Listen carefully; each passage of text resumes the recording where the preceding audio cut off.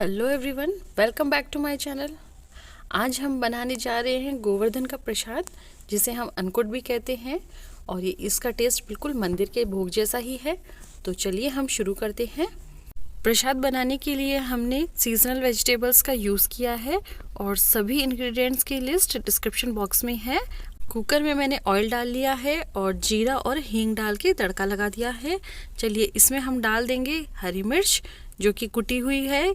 हरी मिर्च हमने बहुत ही बारीक कट करी हुई है और इसे हम एक बार खिला देंगे। और अब हम डाल देंगे इसमें टमाटर।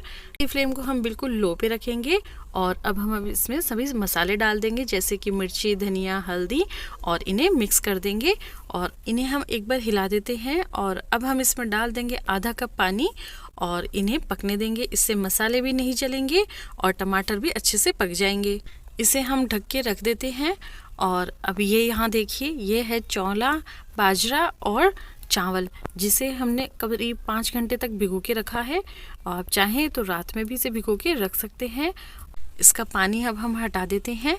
अब हम टमाटर और मसालों को चेक कर लेंगे। 5 मिनट के बाद ये बिल्कुल अच्छे से कुक हो गया है। चलिए अब हम इसमें जो भी हमने रात को भिगो के रखे थे चावल और बाजरा, उन्हें हम सभी को डाल देंगे और इसे अच्छे से मिक्स कर देंगे। अब हम इसमें डाल देंगे हमारी सभी वेजिटेबल्स, जो सभी सीजनल हैं। गाजर, मूली, पालक, मटर और ये सभी कद्दू, ये सभी हम इसमें डाल दिए हैं। वैसे तो सर्दियों की सभी सब्जियों में बहुत पानी होता है, लेकिन इसमें बाजरा और चावल वगैरह है, तो इसलिए इसे पकने के लिए और पानी चाहिए होगा। तो इसलिए हमने इसमें डाल दिया है आधा कप पानी और नमक। इसके बाद हम इसे अच्छे से हिला देंगे और करीब 3 सीटी आने तक हमें इसे पकाना है और गैस की फ्लेम को हमें मीडियम पे रखना है। प्रेशर हटने के बाद हम एक बार चेक कर लेंगे कि अन्नकूट में जो बाजरा है वो अच्छे से पक गया है या नहीं, क्योंकि बाजरे को ही पकने में बहुत समय लगता है।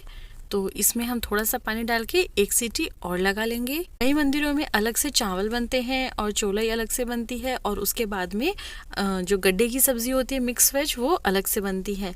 लेकिन हमारे यहाँ इसी तरीके से ये बनाई जाती है। इसे कढ़ी के साथ सर्व किया जाता है। आप चाहें तो इसे पूड़ी के साथ भी खा सकते हैं और ये बहुत ही अच्छी ब्रेकफास्ट या ब्रंच रेसिपी भी है। तो इस बार आप गोवर्धन पे कृष्ण जी को यही भोग लगाइए। कढ़ी की रेसिपी का लिंक बहुत जल्दी डिस्क्रिप्शन बॉक्स पे आपको मिल जाएगा। और कमेंट करके ज़रूर बताइए कि रेसिपी आपको कैसी लगी। और अगर रेसिपी आपको पसंद आई हो तो लाइक, शेयर, सब्सक्राइब ज़रूर करें। तब तक के लिए थैंक यू।